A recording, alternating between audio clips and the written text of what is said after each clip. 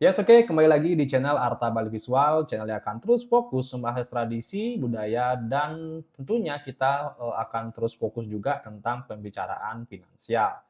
Yes, untuk topik hari ini kita akan membahas kenapa sih gaji kita naik tapi tetap nggak cukup. Nah, lifestyle yang ini menyangkut tentang lifestyle inflation di Bali dan masalah kontrol uang. Nah, di sini yang pertama, pernah nggak sih kalian ngerasa dulu gaji 3 juta bisa cukup? Nah, sekarang udah 6 juta, bahkan 10 juta, tapi tetap kurang aja. Nah, uangnya tentu habis terus ya. Nah, nggak nabung, nggak bisa investasi, bahkan buat bayar kebutuhan pokok pun sering ngos-ngosan. Kenapa bisa begitu? Bukannya gaji udah naik, kok tetap nggak cukup. Nah, tenang, ini bukan cuma kamu. Ini gejala yang dialami banyak orang. Bahkan di Bali, teman-teman ya, dan nama dari masalah ini adalah lifestyle inflation. Nah, di sini lifestyle inflation atau inflasi gaya hidup adalah kondisi ketika pengeluaran kita ikut naik seiring naiknya penghasilan. Dulu naik motor biasa, sekarang pengen motor gede. Dulu ingin makan nasi campur, sekarang langganan kopi seharga makan siang. Dan ini lumrah terjadi di Bali ya. Nah, saat dapat bonus dari proyek atau job tambahan atau hasil jual tanah keluarga, yang pertama dibeli yaitu ada HP, yaitu ada baju branded dan jalan-jalan. Masalahnya, kebiasaan ini bikin kita terlihat naik kelas, padahal keuangan masih jalan di tempat. Nah, ini bukan masalah logika, teman-teman ya. Ini masalah perilaku. Dan inilah yang dijelaskan dalam buku Psychology of Money dari Morgan Housel.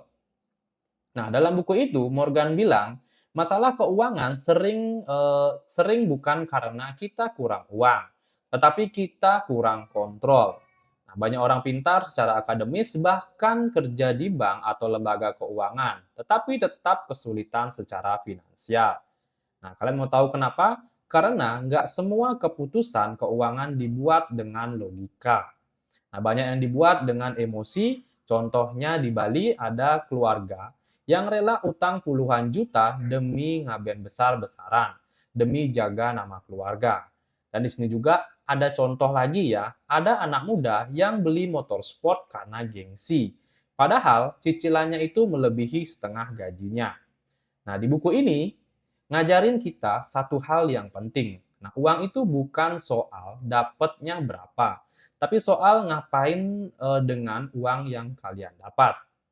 Nah, di sini jadi bagaimana sih cara mengatasi lifestyle inflation itu? Saya akan sedikit memberikan gini ya pendapat.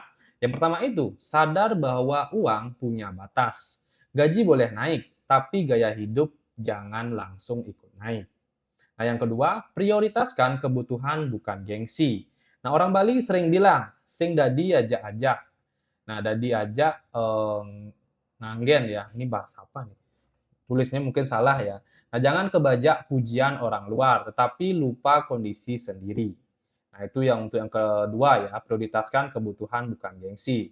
Yang ketiga, tunda kepuasan demi keamanan finansial jangka panjang. Nah, kadang nahan beli hal kecil itu hari ini bisa jadi dana darurat buat musibah besok. Nah, jadi jangan terlalu sering belanja hal-hal kecil, teman-teman ya. Padahal dari uang yang kecil itu kalian bisa nabung dana darurat untuk hal-hal yang tidak pernah kalian rencanakan. Contohnya itu sakit, kecelakaan, dan lain-lain. Nah, yang keempat di sini adalah buat anggaran. Bukan buat membatasi, tetapi buat menyelamatkan. Nah, di sini juga naiknya penghasilan atau rezeki, kalian itu tetap harus mengontrol ya atas uang, karena uang itu adalah kunci. Di Bali, banyak dari kita hidup di tengah tradisi dan modernitas.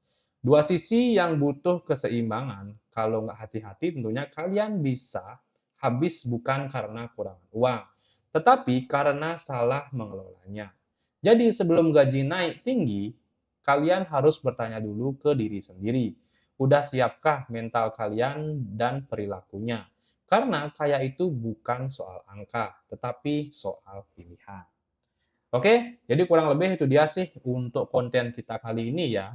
Sangat simpel Dan untuk kalian yang ingin mendapatkan buku Psikologi of Money ini, saya sudah cantumkan di link, teman-teman ya.